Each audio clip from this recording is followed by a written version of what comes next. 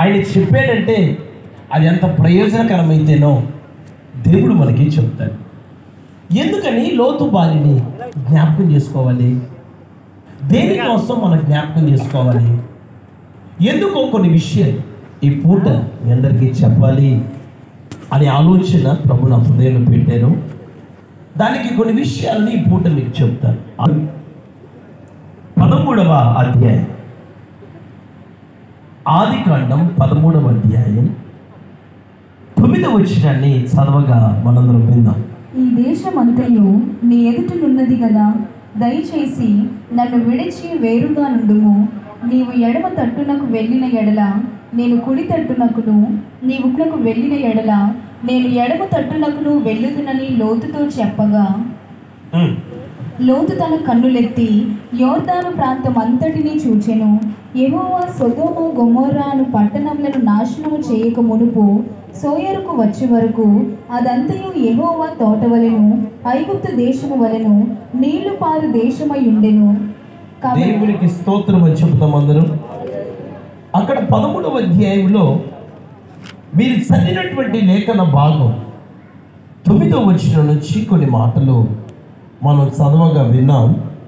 అయితే దానికంటే మునుపు ఈ లోతు తన జీవితాన్ని ప్రారంభించినటువంటి ప్రారంభం 13వ అధ్యాయం 1వ వచనం కూడా చూడండి.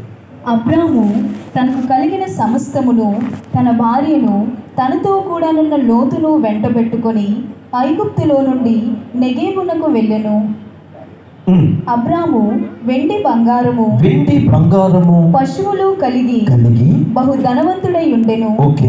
అతడు ప్రయాణము చేయుచు దక్షిణము నుండి బేతేలు వరకు, అనగా బేతేలుకును హాయికిని మధ్య తన గుడారము మొదట ఉండిన స్థలము వరకు వెళ్ళి తాను మొదట బలిపీఠము కట్టిన చోట చేరెను. అక్కడ అబ్రాము యెహోవా నామమున ప్రార్థన చేసెను. అబ్రాముతో కూడిన వెళ్ళిన లోతుకును, ఆ మాట మీరందరూ జాగ్రత్తగా వినండి. అబ్రహాముతో కూడా వెళ్ళిన లోతుకును గొర్రెలు గొడ్లు గుడారములు ఉండేను గనుక వారు కలిసి నివసించుటకు ఆ ప్రదేశము చాలకపోయెను. ఎందుకనగా వారి ఆస్తి వారు కలిసి నివసించలేనంత విస్తారమై ఉండెను. దేవునికి స్తోత్రం. జాగ్రత్తగా వినడానికి ప్రయత్నం చేయండి. ఈ లోతు తన జీవితంలో గురి గమ్యం లేని వ్యక్తిగా ఒక దినాన్ని మిగిలిపోయాడు. దేవుడు అబ్రహాముని తన ఉన్నతమైన సేవకు పిలిచినప్పుడు, ఆ ఉన్నతమైన సేవకు దేవుడు అబ్రహాముని ఏర్పాటు చేసుకున్నప్పుడు, అబ్రహామా నేను నీకు చూపించే దేశానికి వెళ్ళాలి అని దేవుడు చెప్పినప్పుడు, ఆ పిలుపు కేవలం దేవుడు అబ్రహాముకు మాత్రమే ఇచ్చాడు. లోతుకి పిలుపు లేదు, లోతుకి దర్శనము లేదు, లోతుకి దీనిని గురించినటువంటి అవగాహన పొరపాటున కూడా లేనుగాక లేదు. అయితే తన జీవితంలో తనకు వచ్చిన ఆలోచన, ఇక్కడ నాకేం పని లేదు, దేనికి ప్రయోజనం లేని వ్యక్తిగా నేను మిగిలిపోయాను, ఇక్కడ నేను నిష్ప్రయోజనంగా ఉండటం కంటే, అదిగో అబ్రహాం గారిని దేవుడు పిలిచాడంట. తన సహోదరుని కుమారుడు అనమాట ఈ లోతు. అబ్రహాము దేవుడి ద్వారా పిలువబడి వెళ్తుంటే, నేను ఒంటరికి ఇక్కడ ఉండటం ఎందుకు, దేవుడి ద్వారా పిలువబడుతున్న ఆ పిలుపును అనుసరించి, ఆ దైవజనుని అనుసరించి నేను నడిపించబడాలి అని అబ్రహాము దేవుని దర్శన ప్రకారం ఆయన దేశాన్ని విడిచిపెట్టి వెళ్ళిపోతే ఆయన వెంటబడి లోతు కూడా వెళ్ళాడు. జాగ్రత్తగా వినండి. లోతు వెళ్ళిన మాట నిజం, కానీ లోతుకి పిలుపు లేదు అన్న మాట అంతకన్నా నిజం. లోతుకి దర్శనం లేదు, లోతుకి దేవుని స్వరము వినలేదు. లోతుకి తెలిసిందల్లా ఒకటే, అబ్రహాం వెళ్తున్నాడు, అందుకోసం నేను వెళ్తున్నాను. అబ్రహాముని మీరు ఆపి అడగండి, అబ్రహామా నువ్వెక్కడికి వెళ్తున్నావు అని అబ్రహాముని అడిగితే అబ్రహాం చెప్పే మాట, దేవుడు నన్ను పిలిచాడు, అందుకోసం నేను వెళ్తున్నాను అంటాడు. దేవుడు నన్ను అన్నింటినీ విడిచిపెట్టమన్నాడు, అందుకోసం నేను అన్నింటినీ విడిచిపెడుతున్నాను అంటాడు. లోతుని అడగండి, లోతు నువ్వెక్కడికి వెళ్తున్నావు అని లోతుని మీరు అడగండి. లోతు చెప్పే మాట, నాకేం తెలియదండి, అదిగో ఆయనని దేవుడు పిలిచాడు, ఆయనని దేవుడు వెళ్ళమన్నాడంట, అందుకోసం ఆయనను బట్టి నేను వెళ్తున్నాను. నువ్వు ఎందుకు వెళ్తున్నావు నాకు తెలియదు, నేను మాత్రం ఆయనతో పాటు నడిపించబడాలి అని కోరుకున్నాను అన్నాడు. ఒక మాట మీరు వినండి, దేవుడు కొద్ది దినాలకి అన్నిటిని విడిచిపెట్టి వచ్చినటువంటి అబ్రహామును దేవుడు అన్ని విధాలుగా వర్ధిల్ల చేయడం ప్రారంభించాడు. ఆశీర్వదించబడ్డాడు, ఉన్నతమైన వ్యక్తిగా తీర్చబడ్డాడు. అయితే ఇక్కడ ఒక ముఖ్యమైన విషయం దేవుని పిల్లలుగా మీరందరూ గుర్తుపెట్టుకోవాలి. ఏంటిది ఆ విషయం అంటే, దేవుడు కేవలం అబ్రహామును మాత్రమే దీవించలేదు. మీరు ఇందాక చదివిన లేఖనం ప్రకారం అబ్రహాముతో కూడా వెళ్ళిన లోతును దేవుడు ఆశీర్వదించెను. ఈ రోజున లోతు ఆశీర్వాదానికి కారణం, లోతు జీవితానికి కారణం, లోతుకి గొర్రెలు, గుడ్లు, ఈ ఆస్తిపాస్తులన్నీ వాళ్ళు బహుధనవంతులై ఉన్నారు అని అన్నాక వారి ఆస్తి వారు కలిసి నివసించలేనంత విస్తారం అయిపోయింది. ఇంత విస్తారమైన ఆశీర్వాదం లోతుకి ఎందుకు వచ్చింది? విస్తారమైన దీవెన లోతుకి ఎందుకు కలిగేది అన్న ఆలోచన లోతు కంటే లేదనుకోండి. లోతు భార్యకు ఒక ఆలోచన ఉండాలి కదా, అయ్యో నేను ఈ విధంగా ఆశీర్వదించబడటానికి కారణం నా భర్త అంటే జ్ఞానం లేని వ్యక్తి, అయినా తనకి నచ్చినట్టుగా ప్రవర్తిస్తున్నాడు అని లోతు భార్య తన జీవితంలో నా ఆశీర్వాదానికి కారణం అబ్రహామే, మా కుటుంబం వర్ధిల్లటానికి కారణం అబ్రహామే, మా కుటుంబం ఉన్నతమైన కుటుంబంగా మార్చబడటానికి కారణం అబ్రహామే అన్న ఆలోచన తప్పక రావాలా లేదా? ఈరోజు నేను ఒక మాట మీ అందరికీ చెప్తాను.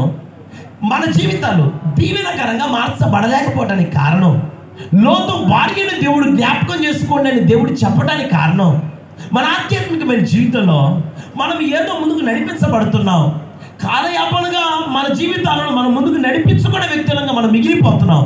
కానీ మన ఆశీర్వాదానికి కారణం ఏంటిదో మనం మర్చిపోతున్నాం.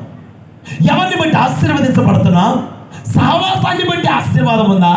మన జీవితాల్లో మనల్ని బట్టి, మన జ్ఞానాన్ని బట్టి, నా తెలివితేటల్ని బట్టి నేను ఆశీర్వాదకరంగా మార్చబడగలనా అన్న జ్ఞానం ఈరోజు నా లోతు వారికి లేదు. నేను ఒక చిన్న మాట చెప్తాను, జాగ్రత్త వినాలా. దేవుడు యోనాను పిలిచి యోనాను ఎక్కడికి వెళ్ళమన్నాడు? నినివేకి వెళ్ళమన్నాడు. కానీ యోనా ఎక్కడికి వెళ్ళాడు? తర్షీషుకి వెళ్ళాడు. తర్షీషుకి వెళ్ళటం దేవుని ఆలోచన, ఈయన ఆలోచనే. తన సొంత జ్ఞానాన్ని వాడి తన జీవితంలో యోనా సంపాదించింది ఏంటిదో మీరు ఒక మాట నాకు చెప్పండి. యోనా ఆ ఓడలో ప్రయాణం చేసి వెళ్ళినందుకు యోనాకి నష్టం కాదు, యోనాతో ప్రయాణం చేసిన వ్యక్తులు కూడా, ప్రయాణికులు కూడా చాలా ఇబ్బంది పడ్డారు.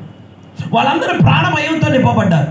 మేము ఎక్కడ చచ్చిపోతామో ఏమో అన్న భయాలు వాళ్ళ హృదయాలలో ఏర్పడ్డాయి. వాళ్ళు సావును వెతుక్కున్నారు. అమ్మో ఇంకా కొద్దిసేపటికి చచ్చిపోతామేమోనన్న భయం వారి గుండెలో మిగిలిపోయింది. నా ప్రియమైన దేవుని పిల్లలారా, నేను ఒక మాట మీ అందరికీ చెప్పాలని కోరుకుంటున్నాను. దేవుని చిత్తంలో మన ప్రయాణం ఏ విధంగా నడిపించబడితే అది మనకి మేలో, ఆ ఆలోచన మనకి లేకపోతే దేవుడు అంటాడు, మీరు లోతు భార్యని జ్ఞాపకం చేసుకోండి. ఆమె తన జీవితంలో తన ఆశీర్వాదమునకు కారకుడు అయిన అబ్రహాము అంటే పిలవబడినవాడు, అబ్రహాము అంటే దేవుని ద్వారా నడిపించబడినవాడు. అంటే దాని అర్థం ఏంటి? ఈరోజు నన్ను ఆశీర్వదించబడాలంటే, దేవుడి కృపతో నింపబడాలంటే నీకు 2 కార్యాలు కావాలి. 1 పిలుపు అన్నా నీకు ఉండాలా, 2 పిలుపురు కలిగిన వారితో నడిపించబడే మనసు అన్నా నీకు ఉండాలా. అప్పుడు నీ జీవితాన్ని నా దేవుడు దీవెనకరమైన జీవితంగా మారుస్తాడు. దేవునికి స్తోత్రం చెప్పండి అందరూ. కొంచెం బిగ్గరగా చెబుదామా? ఈరోజు నా ప్రియమైన దేవుని పిల్లలారా, ఇంతమంది పరిశుద్ధులు బైబిల్లో ఉంటే, ఇంతమంది ఆత్మ సంబంధమైన వ్యక్తులు పరిశుద్ధ గ్రంథంలో ఉంటే, కేవలం దేవుడు ఎందుకని ఈమెను గురించి ఎందుకు రాసి పెడుతున్నాడు? ఈమెనే ఎందుకు దేవుడు జ్ఞాపకం చేసుకోమంటున్నాడు? ఈమెను గురించి జ్ఞాపకం చేసుకోవాల్సిన అవసరం ఏమొచ్చింది అంటే, తన జీవితంలో ఆశీర్వాదానికి కారణం ఏంటిదో తెలిసి, తన జీవితంలో ఎవరిని బట్టి ఆశీర్వదించబడ్డారో తెలిసి, ఎవరిని బట్టి ఆ స్థితి మారిందో తెలిసి, ఎవరిని బట్టి దీవెనకరంగా మార్చబడ్డారో తెలిసి, ప్రార్థన చేయాలని తెలుసు, ఉపవాసం ఉండాలని తెలుసు, మందిరానికి రావాలని తెలుసు, ఆత్మ సంబంధమైన వ్యక్తిగా మార్చబడాలని తెలుసు, అన్ని తెలుసు. తెలిసినా కానీ మౌనంగా ఉండటం ఎంత ప్రమాదమో అంత ప్రమాదం. నేను ఒక మాట మీకు చెప్తాను, 2 విషయాలు. 1, మితిమీరి మాట్లాడితే చాలా ప్రమాదం. 2, మాట్లాడాల్సిన విషయాన్ని మాట్లాడకుండా మౌనంగా ఉంటే కూడా చాలా ప్రమాదం. మన జీవితంలో లోతు నువ్వు ఎక్కడికి వెళ్తున్నావు అని వాళ్ళు అడిగారు.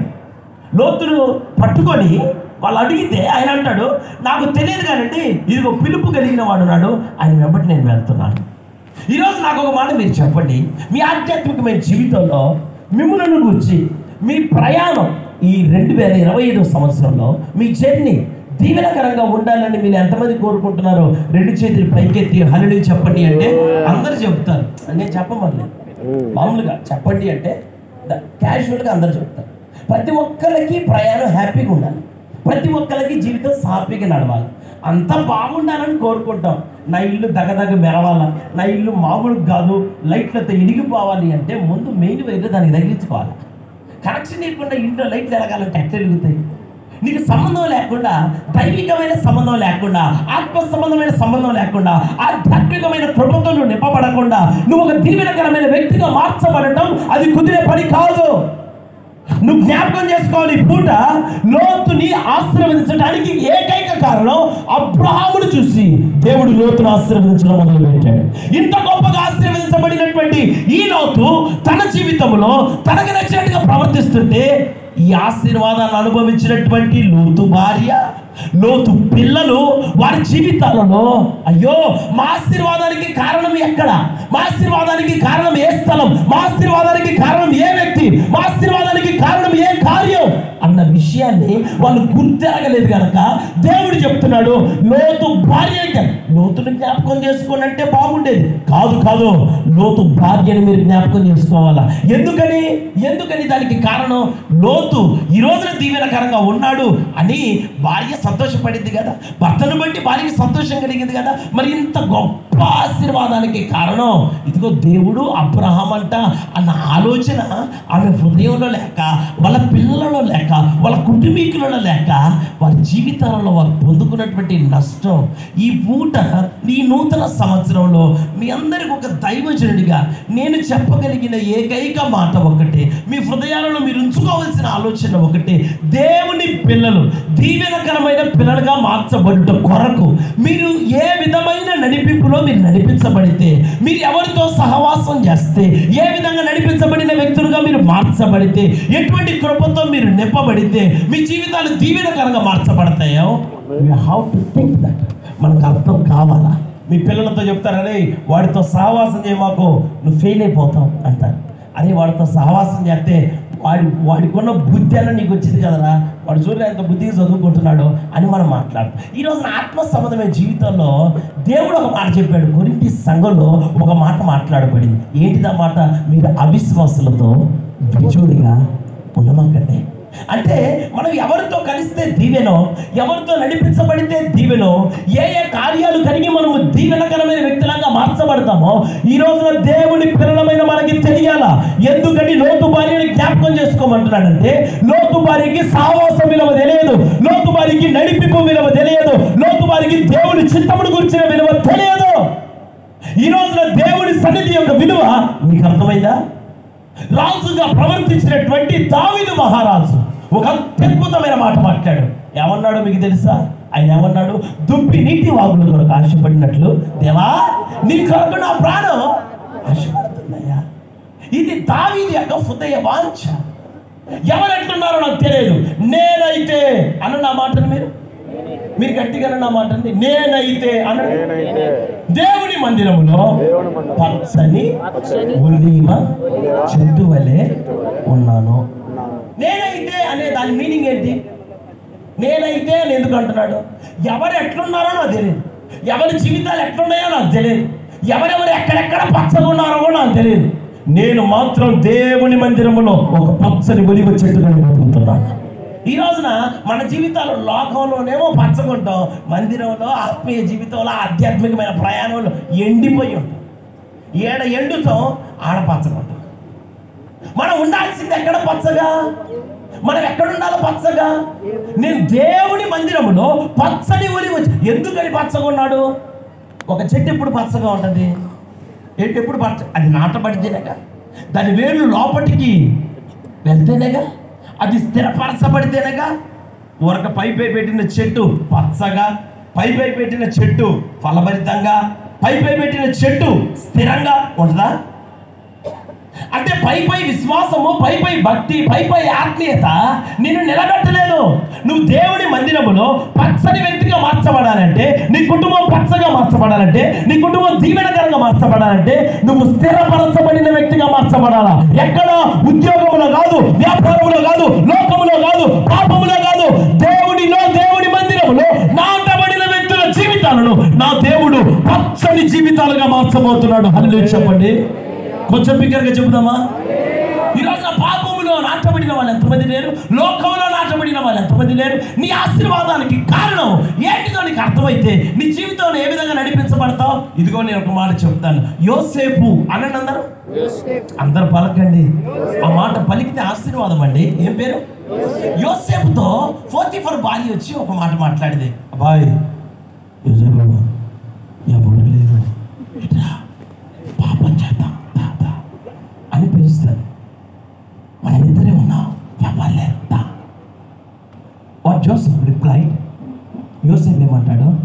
అమ్మా, నీ కంటికి ఇద్దరు కనిపిస్తున్నారు, నా కంటికి ముగ్గురు కనిపిస్తున్నారు, మన ఇద్దరి మధ్యలో దేవుడు అన్నాడు.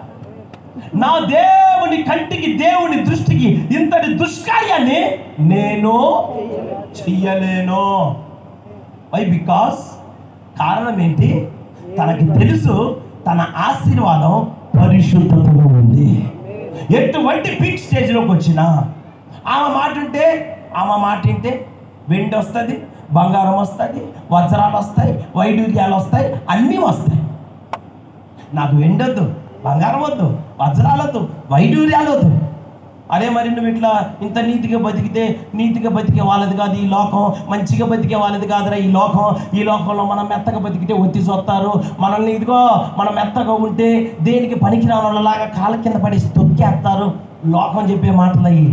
ఈరోజు ఈ యోసేపును చూసి కూడా ప్రజలు అదే అన్నారు. అయ్యయ్యో, నువ్వు ఇట్లా ఉండకూడదు, నీ తమాషుడు అయితే ఎట్లా, నీకు జ్ఞానం లేదు, నీకు తెలివి. దేవుని చిత్తానికి భయపడి, దేవునికి లోబడి, దేవుడికి నచ్చింది చేసుకుంటూ బతికే వాళ్ళని ప్రజలు అనే మాట ఏంటిదంటే వీడికి ఏం తెలియదు అర్థమ్మా అంట. కానీ ఒక అద్భుతమైన మాట మీకు చెప్పనా? ఆ యోసేపుని తీసుకొని వెళ్ళి ఎక్కడికి వెళ్ళారు, ఎక్కడికి తీసుకొని వెళ్ళారు, ఎక్కడ పెట్టారు ఆయన్ని? చెరసాల అనందరూ.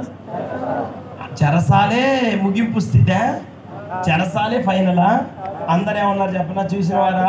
మేము చెప్పింది అందుకోసమేనయ్యా మేము కూడా బతకంది నీతిగా, మేము కూడా ఉన్నది అందుకోసమే. ఆశీర్వాదం నీతిలో లేదు, ఆశీర్వాదం మనకు నచ్చినట్టుగా బతికితే ఉంది అని ప్రజలు చెబితే యోసేపు చెప్పిన మాట, నా ఆశీర్వాదం పరిశుద్ధతలోనే ఉంది.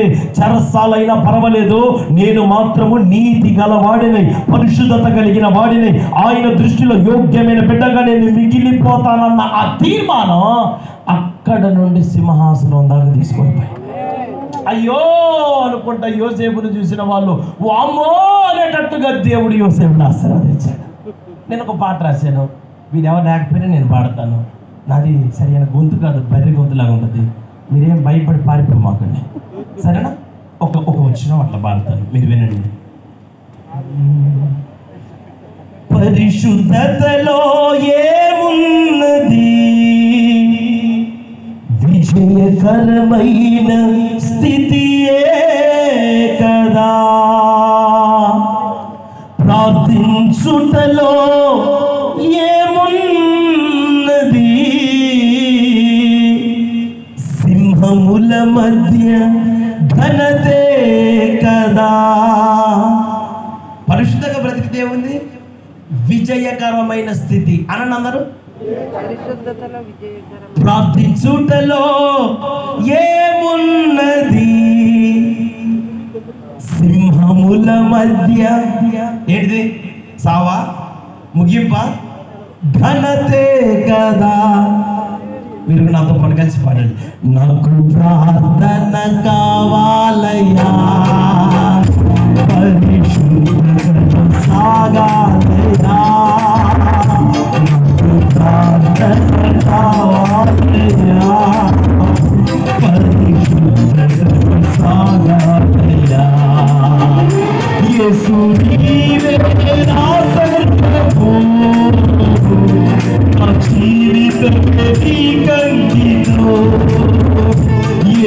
నీవే నా సర్వము, నా జీవితం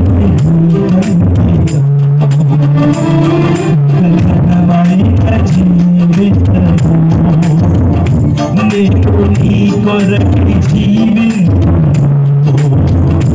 నాకున్నయి బలము కానికేమో గగనమైన జీవితము నేను నీ కొరకి జీవించు నాకున్నయి బలము కానికేమో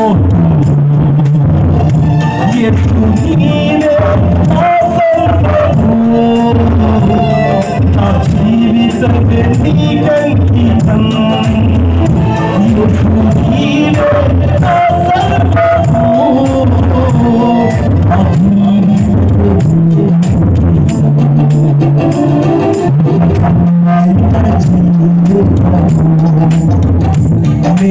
నీ కొరకు జీవించు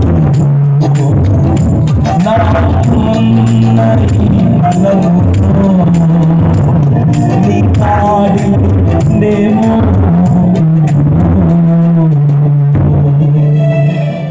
హల్లెలూయా చెబుదాం అందరం బిగ్గరగా చెప్పండి.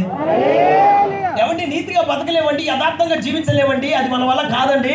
అట్ట బతికితే మనకి చెరసాల తప్పదండి, నష్టాలు తప్పవండి, ఇబ్బందులు తప్పవండి, చాలా కట్ అయిపోతాయండి. ఇది లోకం చెప్పే మాట. నువ్వు గుర్తించాల్సిన విషయం ఏంటిది? లోతు భార్యకి జ్ఞానము లేదు. లోతు భార్యకి దేని ఏ మార్గములో వెళ్తుందో, ఏ మార్గములో వెళ్ళాలో, ఎట్లా నడిపించబడాలో ఆ పసిగట్టే గుణవామికి లేదు. కానీ ఈ పూట దేవుడు నీకు చెప్తున్నమాట, నీ ఆశీర్వాదం ఎక్కడుందో, ఏ వ్యక్తితో నడిస్తే నువ్వు ఆశీర్వదించబడతావో, ఎవరితో నడిస్తే నీ జీవితం దీవెనకరంగా మార్చబడుతుందో, అజ్ఞానముగా సొంత జ్ఞానాన్ని వాడి ఒకడు యెరూషలేము నుంచి యెరికోకు వచ్చాడు. మీ అందరికీ తెలుసు. యెరూషలేము నుంచి యెరికోకు దిగిపోయిన వ్యక్తి జీవితంలో దెబ్బలు, గాయాలు, అవమానాలు సమస్తముడు కోల్పోయాడు. ఈ పూట ఒక దైవజనుడిగా నేను మీ అందరికీ చెబుతున్నాను, యథార్థమైన హృదయం కలిగిన వాడని, భారమైన హృదయంతో నింపబడిన ఒక దైవజనుడిగా మీ అందరికీ చెప్పగలిగిన మాట, ఈ పూట మీరు లోతు భార్యను జ్ఞాపకం చేసుకొని, ఇదిగో నా ఆశీర్వాదానికి కారణం, నా దీవెనకు కారణం నా ప్రార్థన జీవితం, నా యథార్థమైన జీవితం, నా పరిశుద్ధమైన జీవితం, దేవుడు నాకు ఇచ్చిన సహవాసం, ఆ సహవాసంలో ఒక నమ్మకమైన వ్యక్తిగా ఎటువంటి కష్టాలు, ఎటువంటి నష్టాలు, ఎటువంటి నిందలు కలిగినప్పటికీ కూడా నేను దేవుని సన్నిధిని ఒక యోగ్యమైన బిడ్డగా నడిపించబడాలన్న కనీస జ్ఞానం లోతు కుటుంబీకులు గనక ఉండుంటే లోతు కుటుంబం పతనం అయ్యేది కాదు. లోతు పాపిష్ఠుడు అయ్యేవాడు కాదు. లోతు పిల్లలు కన్న తండ్రితోనే పాపం చేసే స్థితికి దిగజారిపోయే వాళ్ళు అంతకన్నా కాదు. వాళ్ళు అప్పటి వరకు బ్రతికింది ఎక్కడ? అబ్రహాము గుడారంలో. ఎక్కడ ఉంటే క్షేమమో, ఏ విధంగా నడిపించబడితే ఆశీర్వాదమో లోతు వారికి తెలియలేదు. ఈ రోజున చాలా మందికి మీకు తెలియట్లేదు. యేసు ప్రభు లేకుండా ఒకళ్ళు ప్రయాణం చేశారు. వాళ్ళు ఎవరు? కన్న తల్లిదండ్రులే. ఎవరి తల్లిదండ్రులు? యేసు ప్రభు తల్లిదండ్రులు. ఎంత దూరం ప్రయాణం చేశారు? ఒక రోజంతా ఎంత దూరం నడుస్తారో అంత దూరం వెళ్ళిపోయారంటండి. యేసు ప్రభు ఊసు లేదు, యేసు ప్రభు ఆలోచన లేదు, యేసు ప్రభుతో అసలు సంబంధం లేదు. ఇద్దరు మంచిగా శుభ్రంగా వెళ్ళినటువంటి ఆ స్థలంలో మరి ఏం కొనుక్కున్నారో అంత టైం పాస్కి మీరు తిరుక్కుంటే ఇద్దరు కలిసి వెళ్ళిపోయాను. మరి పక్కన పిల్లగాడు ఉన్నాడా లేదా అన్న సోయే లేదు వాళ్ళకి. వాళ్ళ ఆలోచన ఏంటిదో చెప్పనా? మనం కన్నా పిల్లగాడేగా, మన ప్రభువేగా, యాడికి పోతాడు, అది వాళ్ళ ధీమ. ఈ రోజున మీలో కూడా చాలా మంది అనుకునేది అదేగా. మేము చిన్నప్పటి చేసుకున్నాం, నమ్ముకున్నాం. ఆది కాండం నుంచి ప్రకటన గ్రంథం వరకు బైబిల్లో ఉన్న పేర్లన్నీ వాళ్ళ ఇంట్లోనే ఉంటాయి. వాళ్ళ ధీమ ఏంటంటే యేసు ప్రభు మన ఇంటికి సంబంధించినట్టు ఇంక యాడికి పోతుంది, మన దగ్గర ఉండి పడతారే, యాడిపోయిందా? కన్న తల్లిదండ్రులకి ఆడ దిక్కు లేదు, మీరు మర్చిపోమాకండి. వాళ్ళు వాళ్ళ జ్ఞానంతో, వాళ్ళ సొంత జ్ఞానాన్ని వాడి వాళ్ళకి నచ్చినట్టుగా ప్రవర్తిస్తే యేసు ప్రభు స్మూత్గా, సాఫ్ట్గా, చక్కగా యెరూషలేములో నిలిచెను అను. హ్యాపీగా అక్కడ ఉన్నాడు. దైవజనుడి దగ్గర, ప్రధాన యాజకుల దగ్గర కూర్చొని ఉన్నాడు. శుభ్రంగా ఒక రోజంతా ప్రయాణం చేసిన తర్వాత గుర్తొచ్చింది ఏమని? బావి ఏడి అనండి. బావి ఏడు అంటాడు. మరలా ఇంత దూరం ప్రయాణం చేసి ఇక్కడ దాకా వచ్చిన వీళ్ళకి ప్రయాణం ముందుకు పోయిందా వెనక్కి వచ్చిందా? ముందుకు వెళ్ళారా, వెనక్కి రావాల్సి వచ్చిందా? ఒక్కటే గుర్తుపెట్టుకోండి, మీరు దేవుని చిత్తంలో దైవ చిత్తానుసారమైన ప్రయాణములు మీరు నడిపించబడితే మీ ప్రయాణం ముందుకు పడితే, లేకపోతే యేసయ్యతో కాక నీ సొంత జ్ఞానముతో ఈ ప్రయాణంలో నడిస్తే మరలా మంచి మర్యాదకు వెనక్కి రావాలా.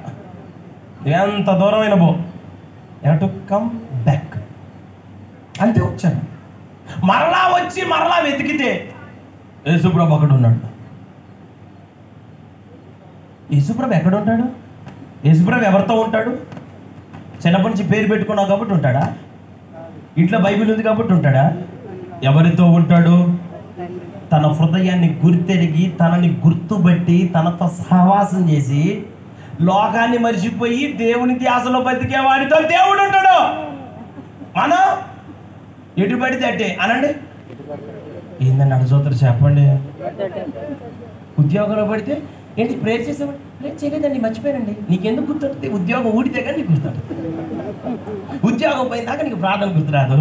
నీ కుటుంబంలో సమస్యలు వచ్చిందాక నీకు ప్రార్థన గుర్తురాదు. నీ ఒంట్లో ఆరోగ్యం అయిపోయిందాక నీకు ప్రార్థన గుర్తురాదు. నీకు నష్టం జరిగిందాక నీకు ప్రార్థన గుర్తురాదు. ఏదన్నా నష్టం జరిగితే వామ్మో వాయ్యా బా తండ్రి దేవుడా నాయనా హల్లెలూయా అప్పుడు ప్రార్థన. మన ఆధ్యాత్మికమైన జీవితంలో దేవుడు మనతో ఈ పూట మాట్లాడుతున్న మాట, నీ ఆశీర్వాదానికి కారకులు ఎవరు? నువ్వు దీవెనకరంగా నడిపించబడటానికి కారణం ఎవరు అని గుర్తుపట్టే జ్ఞానం లోతు వారికి లేదు. ఈ పూట జ్ఞానము మీ అందరికి వచ్చును గాక. ఆశీర్వాదం దేవునిలో ఉందా, లోకంలో ఉందా? ఆనందం దేవునిలో ఉందా, పాపంలో ఉందా? ఆ దినమున ప్రజలు తినొచ్చు, త్రాగుచ్చు, పెళ్ళాడచ్చు, పెళ్లికి ఇవ్వబడచ్చు, జల్సాలు చేసుకుంటూ పార్టీలు చేసుకుంటూ తదనాలు ఆడుకుంటూ ఉన్నారు ప్రజలు. ఒక పక్కన నోవహు, అయ్యా రండి నా మాట వినండి, వాడలోకి వచ్చి కూర్చోండి, ఖర్చు పెట్టాడు, తిప్పల పడ్డాడు, ప్రయాసపడ్డాడు, ప్రకటించాడు, మొత్తుకున్నాడు, అందరిని అమ్మగాను అమ్మన్నాడు, అయ్యగాను అయ్య అన్నాడు, అందరినీ బతిమిలాడాడు. ఎంతమంది వచ్చారు ఓడలోనికి? ఒక్కళ్ళు రాల. వాళ్ళు దేవుని కార్యాన్ని, దేవుని సన్నిధిని గుర్తుపట్టే జ్ఞానం ఆ కాలంలో ఉన్న ప్రజలకు ఉందా లేదా? ఈరోజు ఈ కాలంలో ఉన్న ప్రజలకు ఉందా? దేవుని సన్నిధిని గుర్తుపట్టే మనస్సు ఉందా? మీ అంతటా మీరుగా వెళ్ళి చూడండి, బడికి వెళ్తున్నారు వస్తున్నారు పిల్లలు, అది కాదు ముఖ్యం. వాడంతటా వాడుగా ఇంటికి వచ్చి మన పుస్తకాలు పట్టుకొని చదువుకున్న నాడు వాడు బాగుపడ్డట్టు గుర్తు.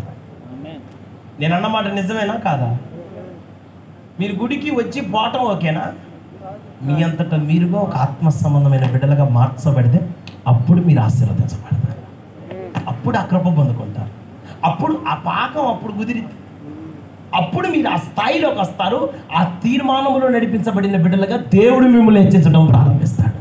ఈ పూట లోతు భార్యను ఎందుకు జ్ఞాపకం చేసుకోమంటున్నాడంటే, ఆమెకి సొంత జ్ఞానాన్ని వాడి తన భక్తిలో, తన ఆత్మీయతలో, తన నడిపింపులో దైవికమైన కార్యాలను పక్కన పెట్టి ప్రార్థనతో నడిస్తే నేను దీవించబడతా, ఆత్మీయతతో నడిస్తే దీవించబడతా, దేవుడి కృపతో నడిపించబడితే నేను దీవించబడతా, దేవుడి చిత్తానికి అప్పగించుకుంటే నేను దీవించబడతా అన్న కనీస జ్ఞానం ఆమెకి లేదు గనక లోతు భార్యను జ్ఞాపకం చేసుకో. ఎందుకో అబ్రహాముతో కూడా వెళ్ళిన లోతుకును. ఆ మాట చదువుతారు చూడండి ఒకసారి. 13వ అధ్యాయం ఎన్నో వచ్చినామా? 13:5. అబ్రాముతో కూడా వెళ్ళిన లోతుకును గొర్రెలు, గొడ్లు, గుడారములు ఉండెను గనుక వారు కలిసి నివసించుటకు ఆ ప్రదేశము చాలకపోయెను. దేవునికి స్తోత్రం చెప్పండి. ఎవరెవరికి ఉన్నాయి? అబ్రహాముకు ఉన్నాయి, లోతుకు కూడా ఉన్నాయి. ఆశీర్వాదం వచ్చి, దీవెన వచ్చి వర్తిల్లారు, దీవెనకరమైన వ్యక్తులుగా మార్చబడ్డారు. ఇప్పుడు లోతు వారిని ఎందుకు జ్ఞాపకం చేసుకోమంటాడు? అయ్యా దర్శనం లేకుండా, పిలుపు లేకుండా, దేవుని చిత్తం కాకుండా నీ సొంత జ్ఞానముతో నువ్వు నడిపించబడతా, నీ జీవితంలో నష్టపోయిన దాకా ఉన్న గొర్రెలు గొడ్లు మొత్తం తీసుకొని ఎక్కడికి వెళ్ళిపోయిండు లోతు? సొదొమ గొమొర్రా పట్టణానికి వెళ్తున్నప్పుడు మంచిగా శుభ్రంగా అన్నీ తీసుకొని వస్తే మంచిగా వండి పెట్టిందిగా లోతు భార్య. శుభ్రంగా ఆ మావయ్యను చాలా తెలియగలడివి, అసలు చాలా టాపు, నువ్వు హీట్, నువ్వు హల్లెలూయా సోదరా, నువ్వు చాలా చాలా అది ఇది అని చెప్పింది. తెచ్చి నేను శుభ్రంగా తిని ముద్దుసుకొని కూర్చున్నావు. ఇంట్లో నీ పిల్లల్ని కూడా శుభ్రంగా చూసుకున్నావు, అంత బాగానే ఉంది. ఇప్పుడు దేవుని చిత్తానికి వ్యతిరేకంగా ప్రవర్తిస్తుంటే, లోతు వెళ్తున్న మార్గం సరి అయింది కాదని నీకు తెలిసిన, లోతు వెళ్తుంది సరి అయిన తీర్మానం నడిపించబడట్లేదు నీకు అర్థమైనప్పుడు, నీ భర్తను నువ్వు సరి చేసుకునే జ్ఞానం నీ దగ్గర ఉండాలా లేదా? నీ భర్తకు నువ్వు చెప్పుకోవాలా లేదా? కొంతమంది మందిరానికి తల్లిదండ్రులు వస్తారు, పిల్లలు రారు. పిల్లలకి చెబుతారు, నాన్న నువ్వు గ్రౌండ్కి వెళ్ళి క్రికెట్ ఆడుకో, నేను వెళ్ళి చర్చికి వెళ్ళి ప్రార్థన చేసేస్తాను. వాడు కొద్ది రోజులు బాల్తో ఆడతాడు, కొద్ది రోజులు నీతో ఆడతాడు. అప్పుడు నువ్వేమంటావంటే, అసలు ఈ sun is not good, is very bad, ప్రభువా వీడు బ్రతకడం కంటే చచ్చుట, వాడు బతకాలని నాతో ప్రార్థన చేపిస్తావు, వాడు పుట్టాలని నాతో ప్రార్థన చేపిస్తావు, ఇప్పుడు వాడు చచ్చిపోతే బాగున్నా నువ్వే ప్రార్థన చేసుకుంటావు. వై? బికాస్ కారణం ఏంటి? నీకు అర్థమైందా? ఈరోజు నీ కుటుంబంలో ఎవరు నీకు వ్యతిరేకంగా ప్రవర్తిస్తున్నారు? దేవుని చిత్తానికి వ్యతిరేకంగా నీ ఇంట్లో ఎవరు ఉన్నారు? నీ భర్త ఉన్నాడా? నీ భార్య ఉందా? నీ పిల్లలు ఉన్నారా? నీ కుటుంబీకులు, నీ రక్త సంబంధికులు ఉన్నారా? ఎవరెవరైతే దేవునికి వ్యతిరేకంగా ప్రవర్తిస్తున్నారో నీ కుటుంబంలో ఉన్న వారిని దేవుని చిత్తానుసారమైన నడిపింపుకి నువ్వు అప్పగించటం మొదలు పెడితే నీ కుటుంబం ఎల్లప్పుడూ ఆశీర్వదింపబడిన కుటుంబంగా మార్చబడుతున్నాయి. నామంలో నష్టం లేదు, శాపము లేదు, అవమానము లేదు, ఇబ్బంది లేదు. అంత కూడగట్టి తీసుకొని పోతే సొదొమ గొమొర్ర పట్టణానికి వెళ్ళేటప్పుడు ఆస్తిపాస్తులు కలిగిన వ్యక్తిగా వెళ్ళాడు, ఐశ్వర్యముతో నింపబడిన వ్యక్తిగా వెళ్ళాడు. తిరిగి వచ్చే టయానికి సొదొమ గొమొర్ర పట్టణములు అగ్ని గంధకాలతో కుమ్మరింపబడి సర్వనాశనమైన లోతు సొదొమ గొమొర్ర పట్టణం బయటకు వచ్చి నిలబడితే ఇంటర్వ్యూ తీసుకోవడానికి అన్ని ఛానల్స్ పోయి, సార్ మీరు ఏం సంపాదించారు? మీరు సొదొమ గొమొర్ర పట్టణంలో ఇన్ని రోజులు ఉన్నందుకు మీకు దొరికింది ఏంటిది అంటే, 1 minute జేబులో చేయి పెట్టి తీసి బూడిదా అనండి అనండి. ఏంటిది? ఏం పట్టుకొని వెళ్ళాడు? ఏం సంపాదించి వెళ్ళాడు? ఏమేం కలిగి వెళ్ళాడు? ఈరోజు ఏం మిగిలింది? నేనేమంటున్నానంటే నీ జీవితంలో, నీ కుటుంబంలో నీ ఆశీర్వాదానికి కారణం ఏంటిదో నీ భర్తకి చెప్పుకో, నీ భార్యకి చెప్పుకో, నీ పిల్లలకి చెప్పుకో. ఉద్యోగం తర్వాత అబ్బాయి, ముందు దేవుని సన్నిధి. మనకి 7 దినాలకు ఇక్కడ కుడికలు ఏర్పాటు చేయబడ్డాయి. కొన్ని సంవత్సరాల తరబడి నుంచి దేవుడు మనకు ఏర్పాటు చేసిన సభలు ఇవి. ఈ సభలలో మనం పాల్గొనాలా?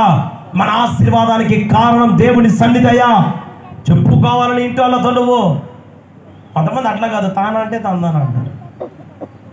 ఎవరితో ఉంటే వాళ్ళతో పాటు ప్రవర్తించే వ్యక్తులుగా మనం ఎల్లప్పుడూ భక్తి విషయంలో రాజీ పడని ఆత్మీయతను దేవుడు తప్పక మనందరికీ అనుగ్రహించునుగాక. కొంచెం బిగ్గరగా చెప్పండి అందరూ, కొంచెం ఉజ్జీవంగా చెప్దామా? నా ప్రియమైన దేవుని పిల్లలారా, మీరందరూ గుర్తుపెట్టుకోవాల్సిన విషయం, నిజమైన ఆనందం ప్రార్థన చేయడంలో ఉంది, నిజమైన ఆనందం దేవుని సన్నిధిలో ఉంది. అందుకోసం దావీదు మహారాజు లాంటి వాడే మాట్లాడుతున్న మాట, దేవుని మందిరమునకు వెళ్ళదుమని జనులు నాతో అన్నప్పుడు, మీతో ఎవరైనా అంటే చర్చికి వెళ్దామా అంటే మనతో ఎవరైనా మాట్లాడితే మనం ఏమంటాం? మీరు వెళ్ళేవాళ్ళు, మీరు వెళ్ళొచ్చుగా, మమ్మల్ని పిలవాలా? మాకు తెలియదా? నువ్వు నిన్న కాక మన బైబిల్ పట్టుకున్నావు, నేను ఎప్పుడు బైబిల్ పట్టుకుని, అందుకోసం ఇంత వ్యక్తి నేను అన్నమాట మీకు అర్థమైంది. నిన్ను ఎవరన్నా ఒక మాట హెచ్చరిస్తే నువ్వు తీసుకో, నీకు ఒక మాట చెబితే నీ మనసు నీకు అసలు పొరపాటున కూడా ఉండదు, దులిపి పెడతాం అనండి అనండి.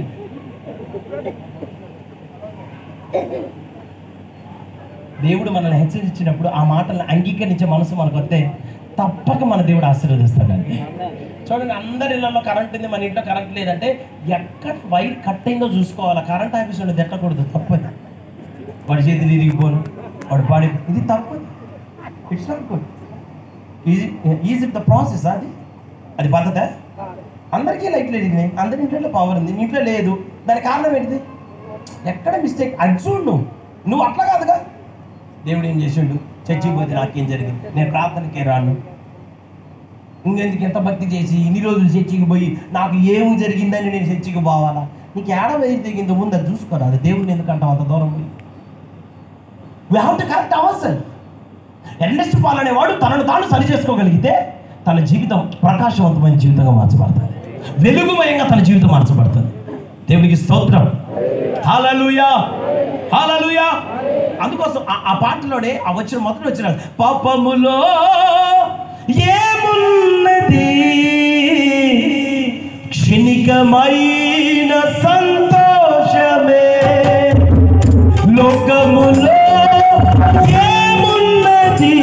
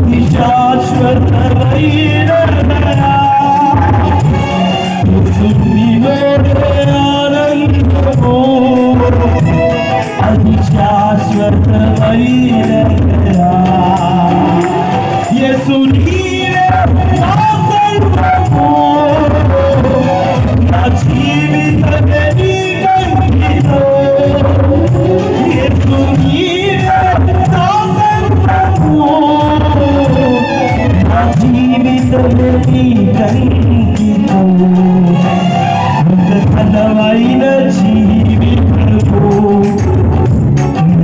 నీ కొరకై జీవించును. నాకున్న ఈ ఫలముతో ఈ పాడిని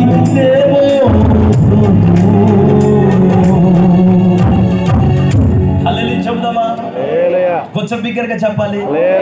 ఈ పూట మీ జీవితం ఎట్లా నడిస్తే ఆశీర్వాదమో, ఏ విధమైన సహవాసాలు ఉంటే ఆశీర్వాదమో, నీ కుటుంబీకులు ఏ విధంగా సరి చేసుకుంటే ఆశీర్వాదమో నీకు తెలియకపోతే, లోతు కుటుంబం నష్టపోయినట్లుగా ఈ సంవత్సరం నీ కుటుంబం నష్టపోయితే, ఇది దేవుడు మీ కుటుంబాలతో మీతో మాట్లాడుతున్న ఒక ప్రవచనాత్మకమైన మాట.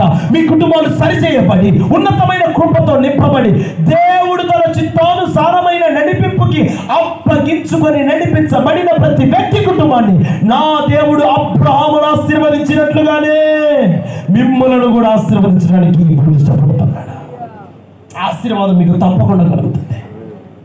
ఇది రాకపోవడానికి గల కారణం లోతు కుటుంబీకులకి సహవాసం యొక్క విలువ అర్థం కాలేదు.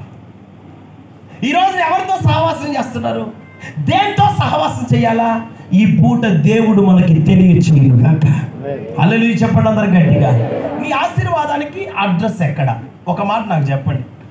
అరే అసలు లోతు అబ్రహాంతో వెళ్ళినప్పుడు కనీసం ఒక కుక్క పిల్ల కూడా లేదు వాడి దగ్గర.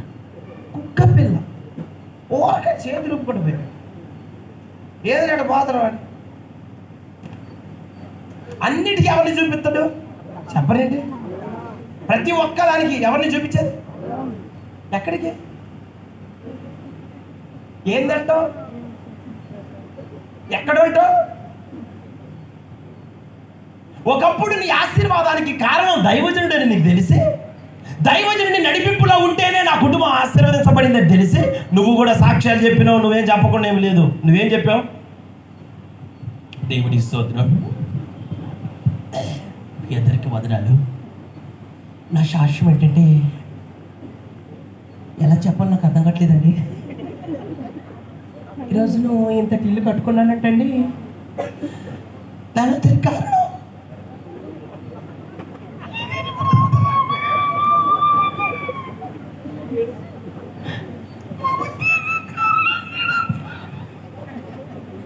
అన్నిటికీ ఒక రోజున ఎవరిని చూపించినావు? ఏం తింటావురా లోతు? ఎక్కడుంటావు? ఎట్ట బతుకుతావు? ఇప్పుడు లోతు నువ్వేం తింటావు? తింటా. ఎక్కడుంటావు? ఉంటా. ఒక మాట మీరు వినండి. ఇదే మనసు ఈ రోజున విశ్వాసాలకు వచ్చిందా రాలేదా? దేవుని పిల్లలకు వచ్చిందా? ఒకప్పుడు ప్రార్థన ద్వారా బాగుపడింది. మా దేవుని కృపండి, దేవుడికి మాకు ఇచ్చిన దైవజనుడు అండి, వారికి అన్నిటి ప్రార్థన అండి, వాళ్ళు నలిగిపోయినటువంటి సందర్భాల నుంచి దేవుడు మాకు ఇచ్చిన ఆశీర్వాదం అండి అని నువ్వు చెప్పి నీ బంధువులకు చెప్పిన రక్త సంబంధికులు ఇల్లు కారణం మా దైవజనుడే, ఉద్యోగానికి కారణం మా దైవజనుడే. ఇప్పుడు నువ్వేమంటున్నావు? అమ్మ ఇల్లు మంచిగా మీ దైవజనుల ప్రార్థన ద్వారా కట్ట. దైవజనుల ప్రార్థన చేస్తాను నన్ను మరి వాళ్ళు చేసింది ప్రార్థన, మేము చేసిన చేతపడా. మేము కూడా ప్రార్థన చేసాం. వాళ్ళు చేసిండ్రు చెప్పండి, దైవజనులు చేశారు. ఏం అర్థం? దైవజనులు చేశారు, మేము కూడా చేసాము. అందరం కలిసి చేస్తే దేవుడు మమ్మల్ని ఆశీర్వదించాడు. ఒకప్పుడు ఏమన్నా మా ప్రార్థన పాటింది, ఒకే ప్రార్థన ఇది. ఇప్పుడు మరి మాకు ప్రార్థన చేయటం వచ్చు, వాళ్ళ ప్రార్థన కొంత, మా ప్రార్థన కొంత, అన్ని గెలిపితే అంటే నీకు దైవజనుడితో పని లేదు. ఈయన ఆశీర్వదించబడ్డావు, నీ పరిస్థితులు మారినాయి, నీ ఆశీర్వాదం, నీ స్థానం, నీ స్థలం, నీ అడ్రస్. అరే లోతు నీకు అసలు ఒక ఆధార్ కార్డు ఉందారా? ఒక ఉత్తరం పంపించండి నీకు ఒక ఆధార్ కార్డు రా నీకు. కనీసం వాడికి ఫ్లిప్కార్ట్లో కానీ అమెజాన్లో కానీ మనం ఎక్కడన్నా ఒక బుక్ చేస్తే ఒక్క వస్తువు వాడి దగ్గరికి పోదు. అంత అర్థమైన బతుకు వాడితే. అట్లాంటోడికి అడ్రస్గా అబ్రహామే మార్చబడితే లోతు కుటుంబీకులకి జ్ఞానం ఉండాలా లేదా? మీరు మాట్లాడరా? ఈ రోజున మీకు ఉందా? ఏంటిది? జ్ఞానం. ఒకప్పుడు అన్నిటికీ అబ్రహామును చూపించినట్టు అన్నిటికీ మీ దైవజనులు చూపించారు కదా. ఇప్పుడు మీరు మేము ప్రార్థన చేసుకుంటున్నాం, మేము కూడా ఉపవాసం ఉంటున్నాం, మేము కూడా ఆత్మీయంగా నడిపించబడుతున్నాం. నీకు పాస్టర్తో పని లేదు, ఇక నీకు యూట్యూబ్లో వాక్యాలు నువ్వు చర్చితో పని లేదు నీకు. ఇంక అనకూడదు, ఇక భూస్థాపన కార్యక్రమం కూడా యూట్యూబ్లోనే చేస్తాను. నేను చాలా మనశాంతికి వాక్యం చెప్పాలనుకుంటా, కానీ మళ్ళీ ఇబ్బందికరమైన ప్రవర్తన కలిగిన వ్యక్తులు ఉంటారు చాలా. అరే నీకోసం కన్యలతో ప్రార్థన చేసిన దైవజనుడి కుటుంబాన్ని నువ్వు పక్కన పెట్టి ఎవరితో కలిసి ఉంటే నీ కుటుంబం దీవెనకరంగా మార్చబడితే, ఆ జ్ఞానం లేకుండా ప్రవర్తిస్తే ఏం సంపాదించుకుంటాం? బూడిద కాకపోతే ఏం మిగిలింది మనకి? రేపు అందరం ఒకరోజు చచ్చిపోతాం. మీకు తెలుసా, మనందరి ముక్కులో ఒక రోజున దూదులు పెడతారు తెలుసా? అట్లా చూడమాకని తెలుసా? మన బట్టినీళ్ళు అన్నిటినీ దగ్గరికి లాగి పురికొస్తూ కడతారు, తీసుకెళ్ళి రీఫ్రిజిరేటర్ పెడతారు. ప్రేమ లేని వాళ్ళందరూ వచ్చి నీ ముందు ఒకటే ఏడుస్తారు, వస్తే నువ్వు బతికినప్పుడు నువ్వు బతికినవా సచ్చినవా అని కూడా చూడడం వాళ్ళు. నీకు పానం లేదు కాబట్టి ఇన్ని యాక్షన్లు అని చేస్తున్నారు. ఎవరితో నీ సహవాసం, ఎవరితో కలిసి బతుకుతావు, ఎవరితో కలిసి ఉంటే నీ బతుకు ఆశీర్వాదకరంగా ఉంటుంది. ఈ పూట ఆ జ్ఞానము కలిగిన వ్యక్తులుగా మీరు మార్చబడి దేవుని కృపను ఖచ్చితంగా మీ జీవితాలలో సంపాదించుకోదురుగాక. చెప్పండి అందరు బిగ్గరగా. ఋతు పుస్తకం 1వ అధ్యాయం 16 వచ్చి. ఋతు పుస్తకం 1:16 త్వరగా 4 మాటలు టక్క చదివిస్తారు చూడండి. అందుకు ఋతు నా వెంబడి రావద్దని, నన్ను విడిచిపెట్టుమనియు నన్ను బద్దవాను కొనవద్దు. నీవు వెళ్ళు చోటికే నేను వచ్చేదను, నీవు నివసించు చోటునే నేను నివసించెదను. నీ జనమే నా జనము, నీ దేవుడే నా దేవుడు. నీవు మృతి పొందు చోటున నేను మృతి పొందెదను, పాతి పెట్టబడదను. మరణము తప్ప మరి ఏదైనను నిన్ను నన్ను ప్రత్యేకించిన ఎడల యెహోవా నాకు ఎంత కీడైనా చేయునుగాక అనెను. దేవుడికి స్తోత్రం చెప్పండి అందరు గట్టిగా. మోయాబీరాజు ఈమె మోయాబీరా. ఎవరు? రూతు. మాట్లాడండి అందరు. ఎవరండి? రూతు. ఎవరామె? మోయాబీరులను చేర్చుకోవద్దని దేవుడే చెప్పాడు, మీకు తెలుసుగా. అసలు ఆ మోయాబు వంశమే మంచిది అన్నాడు కదా దేవుడు. ఏ నోటితోనైతే మీరు వద్దు, నాకు అవసరం లేదు, అది శాపగ్రస్తమైన సంతానమే అవతలకి అని మాట్లాడిన ఆ నోటితోనే మరలా యామని పిలిపించుకొని యామని పలికించిందో తెలిసిన రూతు. ఆమె గర్భములో నుంచి యేసయ్య మరలా ఈ లోకానికి వచ్చిన తల్లులలో ఒక తల్లిగా రూతు పేరుని దేవుడు మత్తయి సువార్త 1:1 రాపించాడు. యేసు ప్రభువుని కన్న తల్లులలో వంశావళిలో ఎవరి పేరు చేర్చబడింది? కారణం ఏంటి?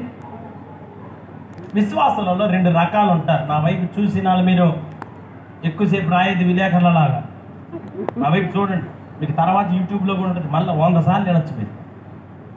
చూడండి, నన్ను చూస్తే నేను కథ చదువుతుంటే మీరు ఇటు తిరిగితే తర్వాత చెప్తే చెప్పుకో, లేకపోతే ఏడు సచ్చిన మాకేందుకు అన్నట్ట. మరి నన్ను పట్టించుకుంటేనే కదా నాకు కథ చదువుతుంటే. కానీ ఏం చెప్పుకోవాలంటే అటు తిరిగితేట నాకేం తిరగండి, నన్ను చూడండి. నన్ను పట్టించుకుంటే కథ చెప్పేటప్పుడు అని ఏదో నానాలి. కథ చెప్పబుద్దే నువ్వు మొత్తం శిలాఫలకం ఆవిష్కరించినట్టు కూర్చుంటే నేనేం చెప్తాను? హల్లెలూయా చెప్పండి, అందరూ చెప్పండి గట్టిగా.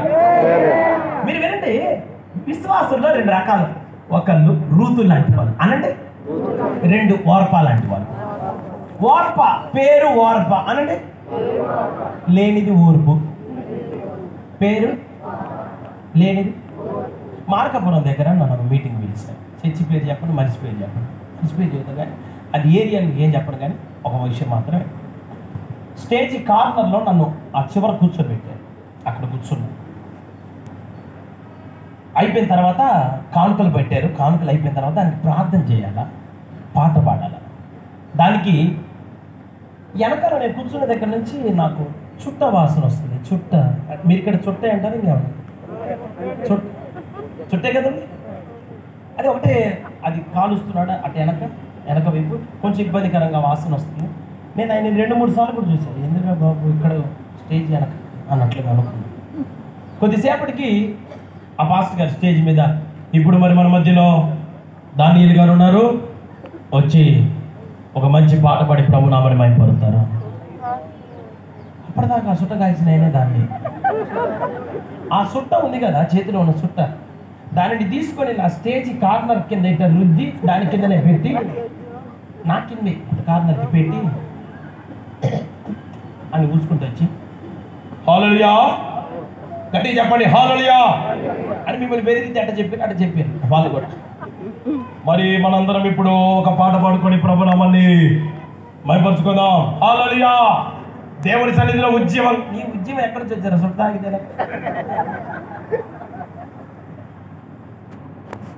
నాకు అసలు అర్థం కావట్లేదు. అరే ఇప్పటిదాకా నువ్వు చేసింది ఏంటి, ఇప్పుడు నువ్వు చేస్తుంది ఏంటి? నా బైబిల్లో ఉన్న దాని ఏమో సింహాల బోర్డులో నేను ప్రార్థన చేస్తే ఈ మనిషి సొంతాగి వచ్చింది. పైకి భక్తి కలవారై ఉండి దాని శక్తిని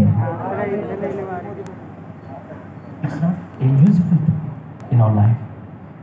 అది మనకి ప్రయోజనకరమైన కాదు. ఉంటే చాలగా, లేకపోతే ఏదో ఒకటి డిసైడ్ చేసుకొని సరైన త్రోవలో నువ్వు నడిపించబడితే నీ ఆశీర్వాదము ఎల్లప్పుడూ నీ కుటుంబం మీద కాదు, తరతరాలు నీ ద్వారా ఆశీర్వదించబడిన నా దేవుని దగ్గరగా చెప్పండి. సరే, ఈ వార్ప ఈమెకి లేనిది ఏంటిదని చెప్పి వేరే వార్ప, ఆ వార్పకి సంబంధించి ఇప్పుడు దాని మార్కాపురం పోయినమ్మా. సరే, ఈమె తన జీవితంలో వివాహాన్ని బట్టి పెళ్లిలో యేసుప్రభు పరిచయం అయ్యాడు. ఆ భర్త కుటుంబీకులు యేసుప్రభు తెలుసుకున్న వాళ్ళని బట్టి యేసుప్రభు దగ్గరికి వచ్చింది. రుతు కూడా అంతే పరిచయం అయింది. సరే, రోజులు గడుస్తున్నాయి. ప్రారంభంలో ఈమె బాగుంది, ఆమె బాగుంది. In beginning they are very good. అన్ని విషయాల్లో రోజులు గడిచిన తర్వాత ఇంట్లో మగ మనుషులు చనిపోవడం మొదలుపెట్టారు. మామగారు చనిపోయారు ఫస్ట్.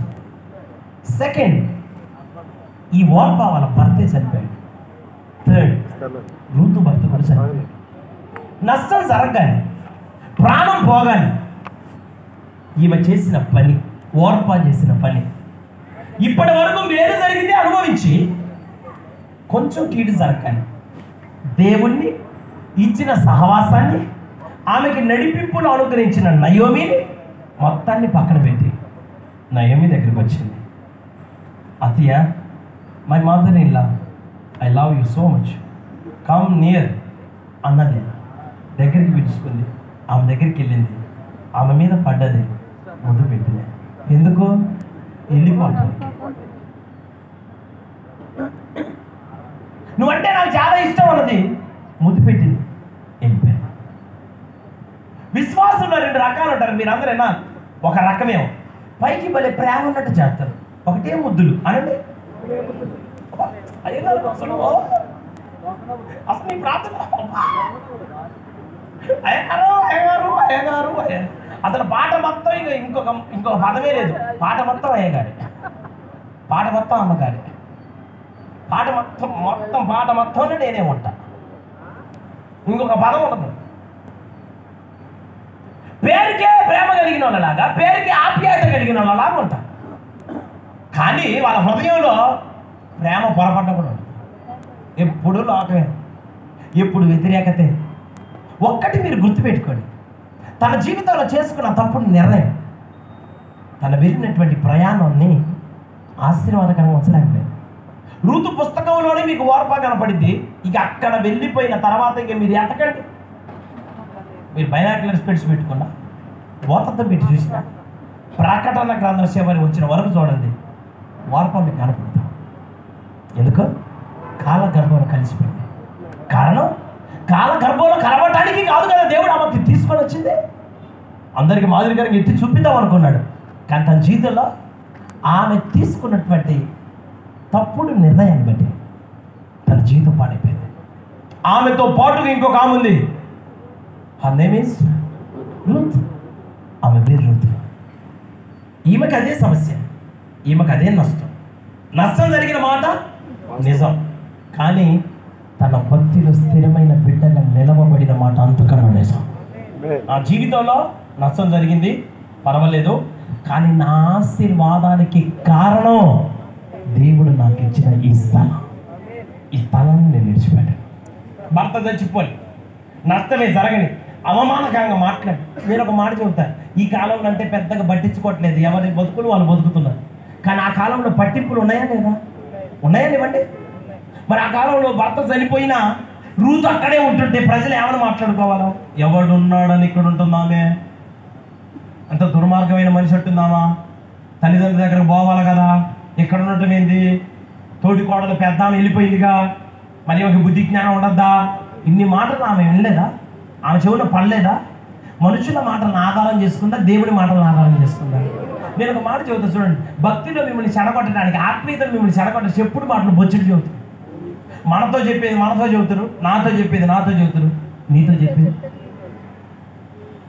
ఎప్పుడు ఒకటి మనం గుర్తుపెట్టుకోవాలా, మన ఆధ్యాత్మికమైన ప్రయాణంలో మన ఆశీర్వాదానికి కారణమైన స్థలాన్ని మనం ఎన్నడూ మర్చిపోకుండా, మనమే జ్ఞానము కలిగిన వ్యక్తులముగా దేవుడు మనకి ఇచ్చినటువంటి స్థలములో నమ్మకమైన వ్యక్తులముగా నిలవబడితే దేవుడు మన ఆశీర్వదించడం ప్రారంభిస్తాడు.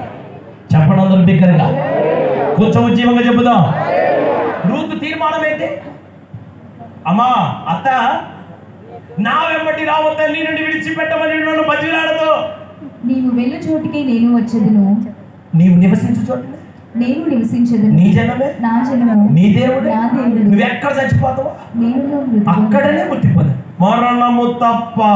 మరి ఏదైనాను నిన్ను నన్ను ప్రత్యేకించిన ఎడల యెహోవా నాకు ఎంత కీడైనా చేయునుగాక. నేను ఇప్పుడు ఆ మాట నుంచి అబ్రహాం పశువుల కాపర్లకి, లోతు పశువుల కాపర్లకి ఎక్కడ దేవుడు సార్ చూడండి, ఆదికాండం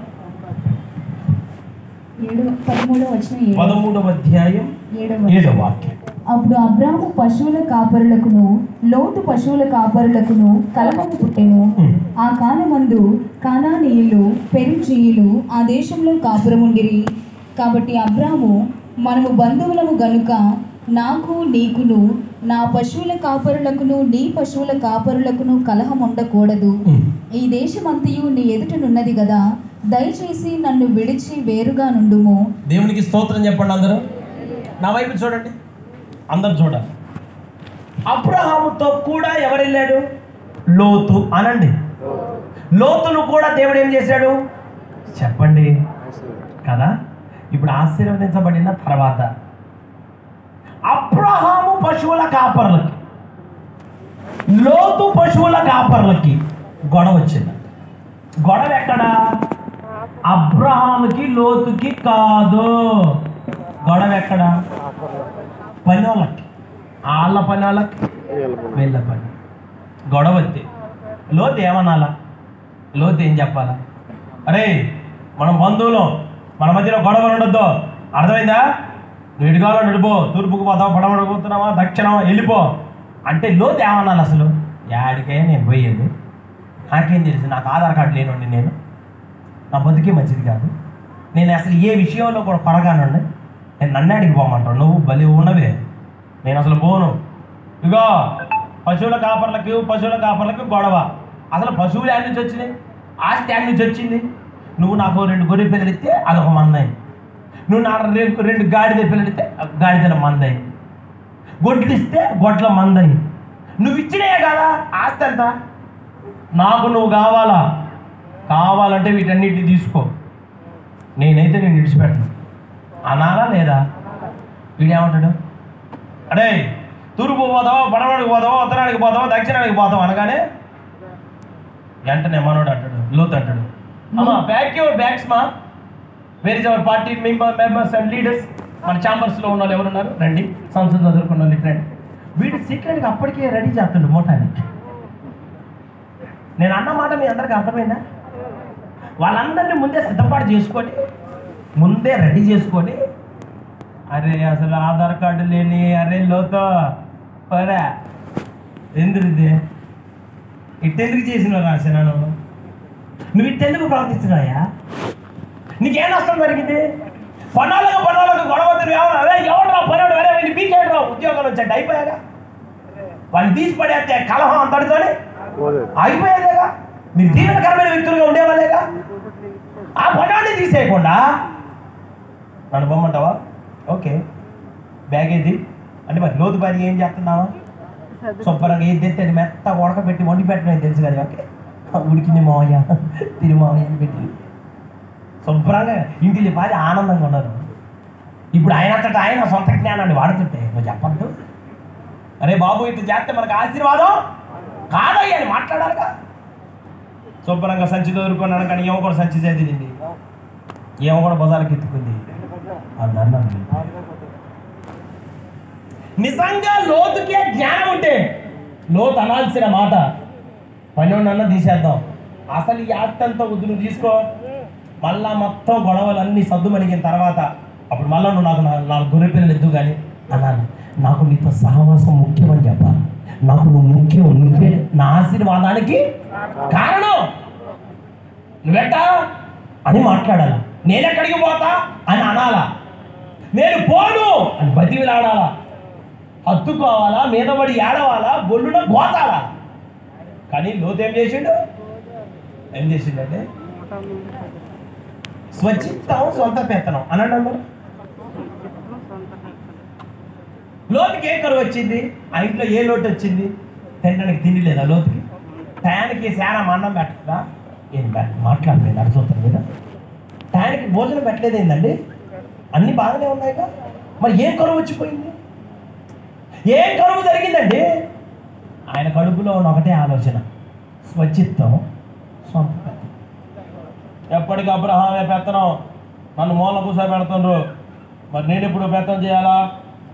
ఊకే ఏ సమస్య వచ్చినా ఏ బాధ వచ్చినా అందరు అబ్రహాం దగ్గర పోయి, అబ్రహాం గారు మరి నా ఇంట్లో సమస్య అండి, నా ఇంట్లో బాధ అండి, నా ఇంట్లో తెప్పలండి అని పోయి అందరు అబ్రహాంకి చెబుతారు. వీడు లోతు పక్కడు, మరి నేనెందుకు ఏం లేడా, మరి నాకేం లేదా, నాకు చెప్పరా మీరు?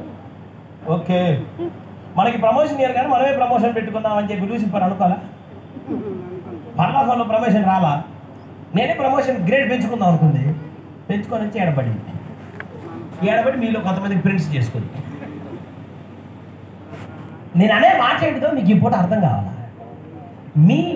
మన ఆధ్యాత్మికమైన జీవితంలో జ్ఞానము కలిగిన వ్యక్తులముగా నడిపించబడితే నష్టపోని ఒక ఉన్నతమైన వ్యక్తులంగా మనందరము నడిపించబడతాం. స్తోత్రం చెప్పు గట్టిగా, దగ్గరగా చెప్పండి అందరూ. అప్పుడు మేము దేవుని పెట్టారా, నీ సొంత జ్ఞానాన్ని వాడావు, స్వచిత్తానికి సొంత పెత్తనానికి అలవాటు పడ్డావు, నీ దాన్ని నువ్వు పోయావు.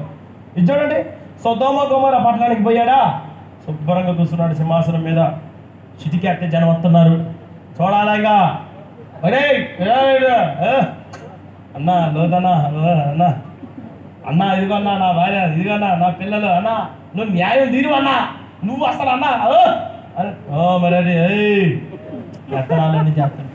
ఒకరోజు దేవుడు వచ్చి ఒరే లోతుకోరే, వాడి పేరు లోతు, వాడు చెన్నోడే కానీ వాడి పేరు లోతు, వాడి బతుకు లోతు, మనిషే లోతు, వాడు కొట్టడానికి ఇంతే ఉంటాడు. వాడి channel very depth food candidate, అర్థమైందా? ఇంత బెత్తనాలు చెప్తుంటే కూర్చొని దేవుడు వచ్చాడు, లేరా కొంప కాలుతుంది, సర్వనాశనం అవుతావు, ఉగ్రత అగ్ని గంధకాలు లే పో అంటే ఓహో ఎక్కడికి పోయేది, మా రాజ్యం మా స్థానం మా స్థావరం. 19వ అధ్యాయం ఆదికాండం, రండి కొంచెం ముందుకు రండి. ఆదికాండం 19వ అధ్యాయం 17వ వచనం చదువుకోండి. ఆ దూతలు వారిని వెలుపలికి తీసుకొని వచ్చిన తరువాత 1970 ఆ దూతలు వారిని వెలుపలికి తీసుకొని వచ్చిన తర్వాత ఆయన, నీ ప్రాణమును దక్కించుకొనున్నట్లు పారిపోము, నీ వెనుక చూడకుము, ఈ మైదానంలో ఎక్కడనూ నిలువక నీవు నశించిపోకుండా ఆ పర్వతమునకు పారిపోమని చెప్పగా, లోతు, ప్రభువా అలాగు కాదు, ఇదిగో నీ కటాక్షము నీ దాసుని మీద వచ్చినది, నా ప్రాణము రక్షించుట వలన నీవు నా ఎడల కనుపరిచిన నీ కృపను గణపరిచితివి, నేను ఆ పర్వతమునకు తప్పించుకొని పోలేను, ఈ కీడు నాకు సంభవించి చచ్చిపోదునేమో, ఇదిగో పారిపోవుటకు ఈ ఊరు సమీపములో ఉన్నది, అది చిన్నది, నన్ను అక్కడికి తప్పించుకొని పోనిమ్ము, అది చిన్నది కదా, నేను బ్రతుకుదునని చెప్పినప్పుడు. చెప్పండి అందరు గట్టిగా, కొంచెం గట్టిగా బిగ్గరగా చెప్పండి. దేవుడు వచ్చి ఏమంటాడు, అయ్యా నాయనా తండ్రి లోతా లెయ్యా మయ్యా సతోరా పొరా లేరా అని దేవుడు అంటుంటే, లోతు నీవు లేచి ఆ పర్వతమునకు పారిపో అనండి అందరు. ఆ పర్వతమునకు ఏమన్నాడు దేవుడు? ఆ పర్వతమునకు వెళ్ళునానా అన్నాడా? వెళ్ళటమా పారిపోవటమా? ఈ మాటను ఇట్లొచ్చి ఆదికాండం 12:1 చూడండి. 12:1 యెహోవా నీవు లేచి నీ దేశము నుండి నీ బంధువుల యొద్ద నుండి నీ తండ్రి ఇంటి నుండి బయలుదేరి నేను నీకు చూపించు దేశమునకు వెళ్ళుము. నా వైపు చూడండి అమ్మా, అందరు చూడండి. అయ్యా అబ్రహాంతో దేవుడు ఏం చెప్పాడు? లెగు, బయలుదేరు, వెళ్ళు అని అంటే 3 మాటల్లో. నీవు లేచి బయలుదేరి నేను నీకు చూపించే దేశం నాకు లే, బయలుదేరు, వెళ్ళు. ఇది ఎవరికి చెప్పిన మాట? అబ్రహాముకి చెప్పినప్పుడు అబ్రహాము ఉన్న పట్టణం మీద కానీ అబ్రహాము కుటుంబం మీద కానీ ఉగ్రత కానీ అగ్ని గంధకాలు కానీ ఏమైనా ఉన్నాయా? ఏమీ లేకపోయినా అబ్రహాముతో దేవుడు నువ్వు వెళ్ళు అంటే ఎన్ని రోజులు టైం తీసుకున్నాడు? ప్రభువా మరి వెళ్తాను కానీ కొంచెం టైం కావాలి అనండి. ఒక్క మాటకే లోపడ్డా? ఆన్ ద స్పాట్ వెంటనే అప్పగించుకున్నాడా? చెప్పిన వెంటనే మనుషుల సలహాలు సూచనలు ఏమైనా తీసుకున్నాడా? ఏమైనా టైం గ్యాప్ ఏమైనా ఉందా? స్పాన్ ఏమైనా ఉందా? అక్కడ ఏం లేదా? చెప్పాడు, విన్నాడు, బయలుదేరి వెళ్ళాడు. నష్టం జరగకపోయినా పరిస్థితులన్నీ బాగున్నా దేవుడు చెప్పాడు కాబట్టి చెయ్యాలి అన్న జ్ఞానం ఎవరి దగ్గర ఉంది? ఉందా? మరి ఆ అబ్రహాముతో పాటు వెనకాల డాబర్ మ్యాన్ వచ్చినట్టు వచ్చిన వీడు ఎవరు? లోతు. మరి అబ్రహాము వెళ్తుంటే అబ్రహాము దేవుని మాటకు లోబడి నడిపించబడుతుంటే అబ్రహాం వెళ్ళిపోయాడు, దేవుడి చిత్తం చేశాడు, అన్ని చూశాడు, అబ్రహాముతోనే నడిచాడు. అబ్రహాము ఎట్లా దేవుడి మాటకు గడగడలాడాడో కూడా అబ్రహాము కళ్ళారా లోతుతో ఉండి అబ్రహాముతో ఉండి లోతు కళ్ళారా చూశాడు. అబ్రహాముతో ఏ నష్టం లేకపోయినా నడువు అంటే వెంటనే బయలుదేరి వెళ్ళిపోతే ఇటు చూడండి నా వైపు భయంకరమైన అగ్ని గంధకాలు గడ్డలు గడ్డలు పడుతున్నాయి పైనుంచి. సర్వనాశనం అయిపోతుంది. మొత్తం ఆస్తి ప్రజలు మొత్తం నష్టమైపోతున్నారు. చాలా ఘోరమైన పరిస్థితి ఏర్పడితే వాటన్నిటిని చూస్తా దేవుడు చెప్తున్నమాట, అరే నాయనా లోతు నీ ప్రాణము దక్కించుకొనున్నట్లు ఆ పర్వతమునకు నీ ప్రాణము దక్కించుకోవాలి అంటే అబ్రహాంతో ఏమన్నాడు? బయలుదేరు అనండి. లోతుతో ఏమన్నాడు? ఇప్పుడు బయలుదేరు అన్న మాటకి డేంజర్ అనే, పారిపోరా అన్న మాటకి డేంజరా? లేరా అరే లేరా అరే లేరా పారిపోరా అంటే దాని అర్థం వీడు చూడండి లే పారిపోరే అంటే వీడు ఓకే అడిగిపోయేది. నేను ఒక మాట చెప్పనా, నేను పోనుగా అంటే అరే నువ్వు సస్తావురా, అగ్నినాథకాలు నీ మీదకి వస్తాయిరా, నువ్వు సర్వనాశనం అయిపోతావురా, నేను చెప్పింది వినురా అంటే దేవుడికి ఐడియాలు ఇస్తాను. ఏమంటారు చెప్పనా? నేను ఆ పర్వతమునకు పారిపోలేదు అంటే ఇప్పుడు నాశనం అయ్యేది దేవుడా నువ్వా? కొంతమంది దేవుడికి ఐడియాలు ఇస్తుంటారు కదండి. ప్రభా నువ్వు నా ఉద్యోగాన్ని ఈ విధంగా చేస్తే చాలా బాగుంటుంది కదా తండ్రి, ఇంకెందుకు నువ్వు కంపెనీ పెడితే బాగుంటుంది కదా సార్ నన్ను అడిగితే. మనం దేవుడికి సలహా ఇచ్చే విధంగా ఉండకూడదండి. దేవుడి చిత్తానికి అప్పగించుకొని ఆయన కృపతో నడిపించబడితే దేవుడు మన జీవితాన్ని వర్ధన చేయడం ప్రారంభిస్తాడు. చెప్పండి, అందరూ బిగ్గరగా చెప్పండి. పారిపోవయ్యా అన్నప్పుడు చెప్పిన మాట ఇంటే ఎంత బాగుంటుంది. సరే వీడికంటే తెలివి లేదండి లోతుకి, లోతు అంటే జ్ఞానం లేడోడండి. లోతు భార్య సంచి చదవమంటే సర్దికి వెనకాలండి ఓకే బెట్టాలి తెలిసిందిగా. మరి ఇప్పుడు ఈయన ఈ విధంగా నష్టపోతుంటే వామ్మో వాయ్యో అగ్ని గంధకాలు అన్నప్పుడు కొంచెం ఆమెకు ఆలోచన ఉండాలా లేదా? ఉందా? భర్తని కానీ పిల్లల్ని కానీ త్వర పెట్టిందా? ఆమె త్వర పెట్టాల్సింది పోయి ఇటు చూడండి ఆమె తప్పటడుగు చిన్నగా పోవాలా లేదా అనండి. కొంతమంది చర్చికి ఎట్టొస్తారు ఇట్టొస్తారు. చర్చికి వెళ్ళాలా, పెళ్ళికి వెళ్ళాలా, ఎటు వెళ్ళాలో అనండి. నువ్వు అసలు ఎందుకు వచ్చి నువ్వు అంటాడు దేవుడు. తర్వాత వస్తే ఉసూరు మరి రాకూడదు దేవుడి సన్నిధికి. ఆయన సన్నిధికి దుప్పి నీటి వాకులో ఒకరికి ఆశపడినట్లు ఆయన సన్నిధికి పరిగెత్తుకొని వచ్చి మనసు దేవుడు బిగించను గాక. చెప్పండి, అందరూ బిగ్గరగా చెప్పండి, కొంచెం ఉద్యమంగా చెబుతాం అందరం. అప్పుడిల్లారా దేవుడు పెట్టారా ఆమె గురించి ఆ మాట చదవమ్మా 19వ అధ్యాయం 25 ఆదికాండం 19:25. ఆ పట్టణములను ఆ మైదానం అంతటిని ఆ పట్టణములలో నివసించిన వారిని అందరినీ నేల మొలకలను నాశనం చేసెను. అయితే లోతు భార్య అతని వెనుక నుండి తిరిగి చూచి ఉప్పు స్తంభం ఆయను. అల్లెలు చెప్పండి అందరూ. ఏమైందంట లోతు భార్య? ఎందుకు? దేవుడు ఏమన్నాడు? ఇందాక మీరు 19:17 ఒకసారి చదువమ్మా.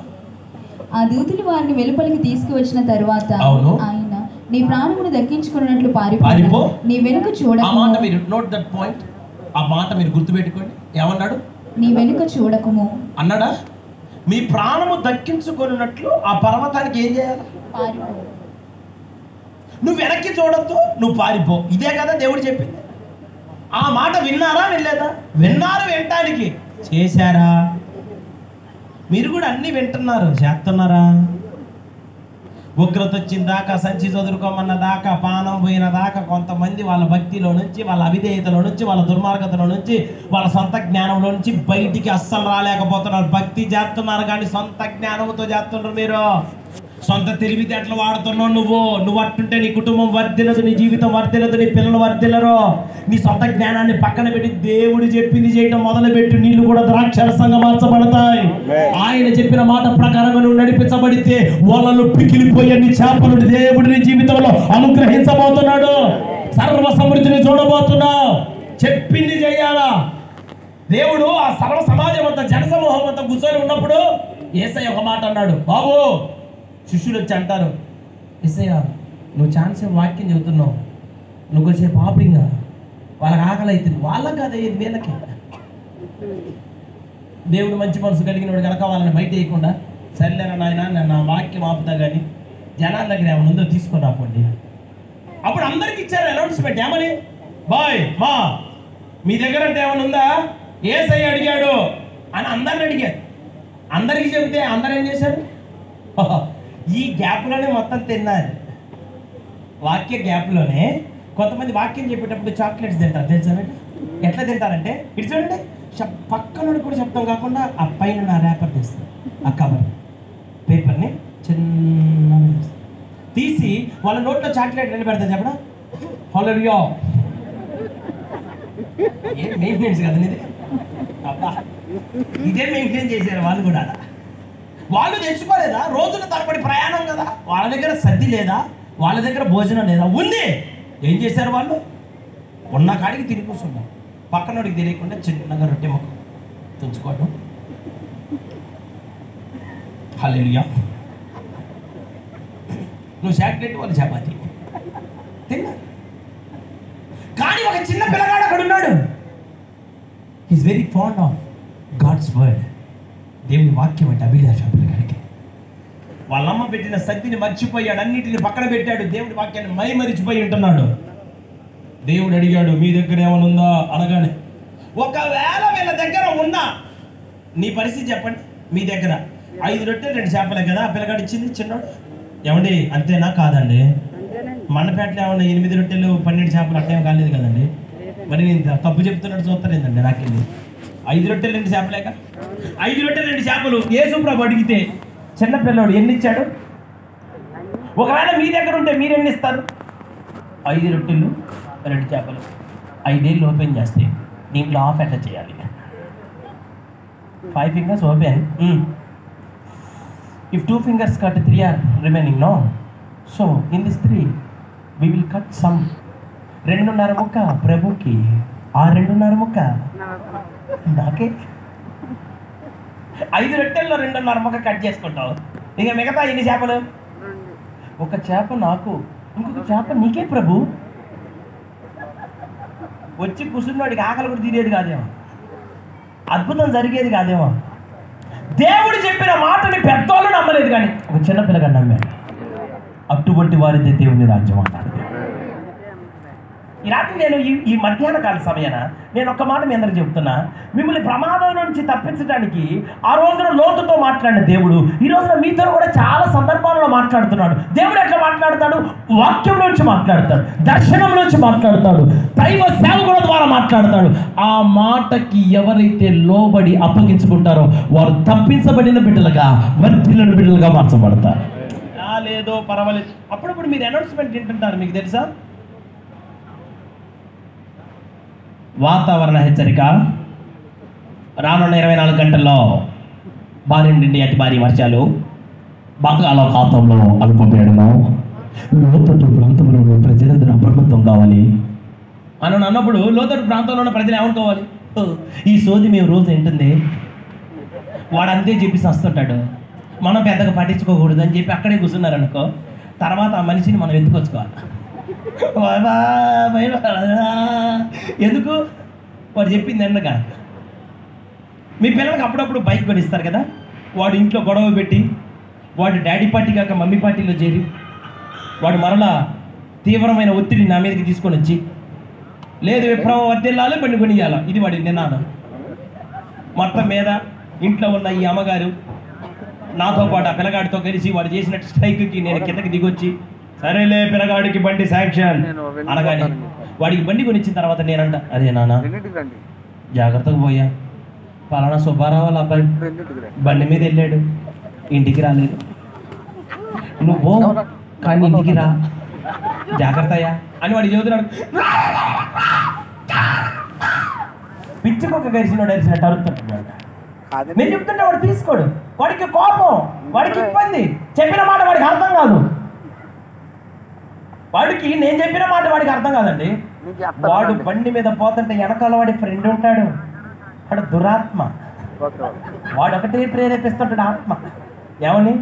ఏంట్రా అసలు నీకు బండి ఎందుకురా, దీనికి బదులు నడుచుకుంటూ పోతే పోయేదేనే, సైకిల్ మీద వెళ్తే బాగుంటుంది కదా, అసలు నువ్వు ఎందుకు నువ్వు బండి నడిపిస్తున్నావా లేదా, అసలు అనవసరంగా అని వాడంటే, మరి ఏం చేయాలి?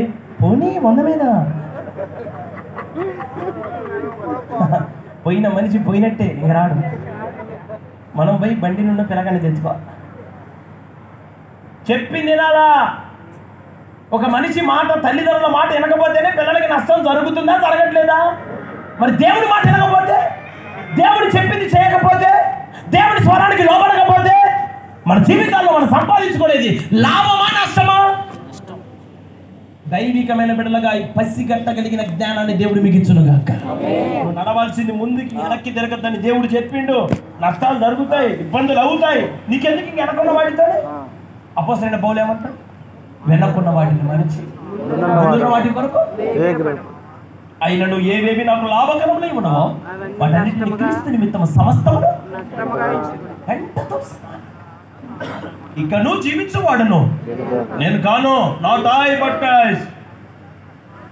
నేను కాదు, క్రీస్తే నా యందు జీవిస్తాను. ఎన్ని సాక్ష్యాలు చెప్పాలి మీకు? ఇప్పుడు ఎన్ని మాటలు చెప్పమంటారు మీకు? ఈరోజు నా దేవుడి స్వరం మీతో స్పష్టంగా మాట్లాడుతున్నా. నిన్ను తూచాను, తూగల తగినంత ప్రార్థన లేదు, పరిశుద్ధత లేదు, ఆత్మీయత లేదు, దైవికమైన నడిపింపు లేదు. ఏంటి నువ్వు? దేవుడు నీతో మాట్లాడితే, నిన్ను దర్శిస్తుంటే, నీతోనే మాట్లాడుతుంటే, నీతో మాట్లాడినట్టు నీకు అనిపిస్తుంటే, కొంతమంది చూడండి, నా వైపు చూడండి, అందరూ వాక్యం చదువుతుంటే వాళ్ళకే తగ్గుతుంటుంది. మాటికి వాక్యం వచ్చి చూడండి, నువ్వేరా దొంగవి, దొంగ దగ్గర నువ్వే దొంగ అనే వాక్యం నిలబడుతుంది. వీళ్ళు మాట్లాడలేదు అనండి. ఎన్ని రోజులు కవర్ చేస్తాను చెప్పుకున్నా? ఒక పక్కనేమో డొక్కలో పెట్టి పొడుతూ ఉంటే మీరేం అర్థం కాకుండా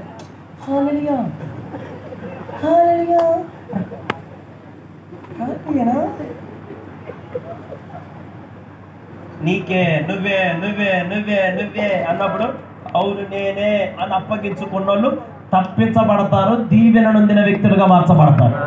చెప్పండి అందరు గట్టిగా.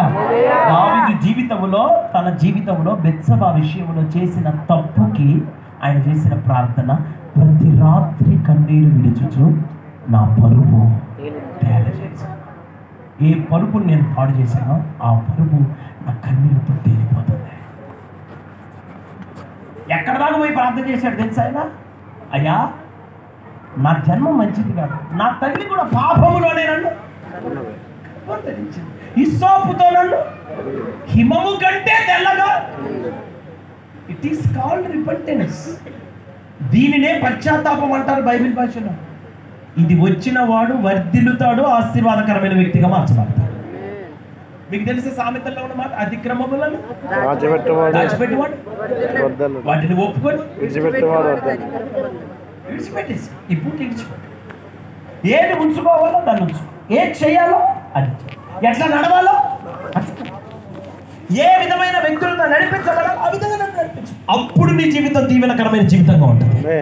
ఈ 2025 సంవత్సరంలో నా దేవుడు మీ అందరితో ఎందుకనో నా దగ్గర చాలా నా కడుపులో ఎన్నో మాటలు ఉంటే ఈ మాటలు మీ దగ్గర తీసుకొని వచ్చి మోసుకొని ఈ మాటలు మీకు ఎందుకు ప్రకటించమన్నాడు నాకైతే తెలియదు. యథార్థమైన హృదయం కలిగిన ఒక దైవజనుడిగా ఎక్కడికి వెళ్ళినా ప్రతిరోజు మీటింగ్లే కదా అని సరదాగా మీ దగ్గరకు వచ్చి వాక్యం చెప్పి మనిషిని కాదు. దీని వెనకాల ప్రార్థన ఉంటుంది, దీని వెనకాల కన్నీళ్ళు ఉన్నాయి, దీని వెనకాల భారం ఉంది. ఎంతో ప్రసవ వేదనతో నింపబడిన ప్రసంగం అది. మీకు అర్థం కాదు అది. ఈ పూట మీకు అర్థమొక రీతిలో దేవుడు మీ హృదయాలను స్పందించినట్లుగా నా దేవుడు మిమ్మల్ని సరిచేయడం. అల్లుడు చెప్పడం అందరూ గట్టిగా. ఈ పూట అబ్రహాము లాగా దేవుని చిత్తానికి లోబడి అప్పగించుకొని దేవుని కొరకు జీవిస్తావా? లేదు. లోతు భార్యలాగా వెనకంజ వేసి ముందుకు నడిపించబడకుండా దేవునిలో వెనకబడి, ప్రార్థనలో వెనకబడి, నడిపింపులో వెనకబడి, దేవుని చిత్తంలో వెనకబడి నీ సొంత జ్ఞానాన్ని వాడి అన్నీ తెలుసు కానీ లోతు భార్యకి నచ్చిందే చేశాడు. నేను చెప్పిన మాట ఫైనల్ మాట ఏంటంటే వాళ్ళకి అన్నీ తెలుసు అనండి అందరూ, కానీ వాళ్ళకి నచ్చిందే చేస్తారు. మీకు అన్నీ తెలుసా? చర్చికి రావాలని తెలుసా? టైంకి రావాలని తెలుసా? ప్రేయర్ చేయాలని తెలుసా? ఎందుకు తెలియదండి పాస్టర్ గారండి? మీకు బైబిల్ మొత్తం తెలుసు. నన్ను గణపరచు వారిని చూసుకో, యెహోవా చూసుకో. కొంతమంది చెప్పట్లేదు, దొంగ చెబితే చూసుకో అంటాడని. నువ్వు ఒక ముక్క మాట్లాడితే 10 ముక్కలు అందిస్తావు నాకు. ఇంత ముక్క అంటే చాలు, you are going to complete that. ఖచ్చితంగా మాట్లాడతావు. నీకు మొత్తం తెలుసు. ఆయనకి చెప్పండి, నాకు మొత్తం తెలుసు కానీ నేను చెయ్య అనండి. అందులో మీ ముందు అందుకోసం దేవుడి ఫోటో వచ్చాడు. You have to repent your self today after. ఈ మధ్యాహ్న కాల సమయంలో పశ్చాత్తాపడండి, దేవుని వైపు తిరగండి. అదిగో ఆమెను జ్ఞాపకం చేసుకొని నా కుటుంబం నేను అట్లా చేసుకోకుండా ఒక సరైన రీతిలో నేను నడిపించబడతాను. ఏమి కలిగి ఉంటే, ఎవరు కలిగి ఉంటే నా కుటుంబం దీవెనకరంగా ఉంటుందో నేను తెలుసుకొని ఒక దేవుని చిత్తానికి అప్పగింపబడిన వ్యక్తిగా నేను నడిపించబడతానయ్యా. నా జీవితంలో ఆత్మీయత లేకుండా, ప్రార్థన లేకుండా, పరిశుద్ధత లేకుండా, దేవుని చిత్తములో దేవుని పిలుపుతో నడిపించబడాల్సినటువంటి వ్యక్తినైనా నేను నా జీవితంలో కొంత ఆశీర్వదించబడ్డాక, కొంత దీవించబడ్డ తర్వాత నా సొంత జ్ఞానాన్ని వాడి, నాకు పెత్తనం లేదని నాకు స్వచిత్తాన్ని నేను ఆధారం చేసుకొని నా సొంత జ్ఞానాన్ని ఉపయోగించి నష్టపోయిన లోతులాగా నేను కాకుండా అబ్రహాము వలె నీ మాటకు లోబడి బయలుదేరమంటే బయలుదేరి మనసు నాకు రావాలయ్యా. నీకోసం నేను దేనినైనా విడిచిపెడతాను తండ్రి. నువ్వు చెప్పిన మాటే నా జీవితంలో శాసనం. నువ్వు మాటకు నేను లోపడతాను. నీ మాటకు నేను అప్పగించుకున్న వ్యక్తిగా నేను తీర్చబడతాను. ఆ రాత్రి అంతా ప్రయాసపడ్డారు, వలలేశారు, ఒక చేప పడ్డాడు. దేవుడు వచ్చాడు, మీ దోణిలో లోతులోనికి నడపండి. అప్పటి వరకు ఎవరు వేసినా వలలేసినా లోతులోనే వేస్తారు. కానీ దేవుడు చెప్పిన తర్వాత వాళ్ళు మాట్లాడకుండా మరలా దోణిని తీసుకొని లోతులో వేసినందుకు వలలు తుక్కిలిపోయేది, చేపలు పడ్డాయి. ఈ రాత్రి ఈ మధ్య మీరు ఏ మాటలు వినాలని మీరు కోరుకుంటున్నారో, మీరు ఏ విధంగా నడిపించబడాలని మీరు కోరుకుంటున్నారు, మీరు ఏ విషయాలలో ఆశీర్వదించబడాలని మీరు కోరుకుంటున్నారో, ఈ సంవత్సరం మీ జర్నీ ఏ విధంగా ఉండాలని మీరు కోరుకుంటున్నారో, మీరు ఆశించిన దానికంటే బైబిల్లో ఒక అద్భుతమైన మాట ఉంది. అడుగు వాటికంటే, ఊహించు వాటికంటే there is a mighty power of our Lord Jesus Christ. అది ఆయనకున్న ఔన్నత్యం, అది ఆయనకున్న గొప్పదనం. నువ్వు ఒకటి అడిగితే నీకు మహిమకరమైంది ఆయన ఇస్తాడు. ఆయన ఎగ్జాంపుల్ చెప్పాడు. నీ కుమారుడికి రొట్టెని అడిగితే వాడికి అదిగోరా రాయి తినురా, నువ్వే అనవే, నేనెట్లా అంటాను? మీ పరలోకపు తండ్రి అంతకన్నా మంచివాడు అన్నాడు. మంచివాడు మీకు మేలు చేయడు గాక, మంచివాడు మంచి మీ కుటుంబాలలో జరిగించడు గాక. దానికి మనందరం దేవునికి లోబడి మనసును దేవుడు మనకి ఇచ్చును గాక. అందరం ఎక్కడ లేచి నిలబడదాం.